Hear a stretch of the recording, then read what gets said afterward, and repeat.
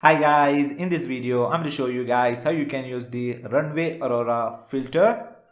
First of all, just open your Instagram app. From here, click the plus icon which you can see in the upper left corner. From here, select Reels. From here, click the effect option.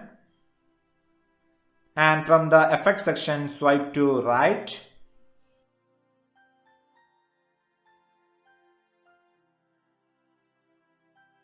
Here you can see the browse effects option. Click that button. Now simply search for Aurora. Here you can see different people's reels using Runaway Aurora. So just select any of those reels and simply click try it. Now tap and hold to record and to start the Runaway Aurora filter.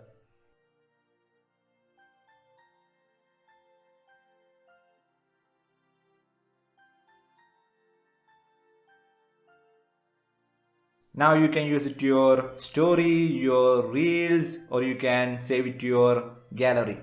So I hope this is helpful for you guys and see you guys on the next video.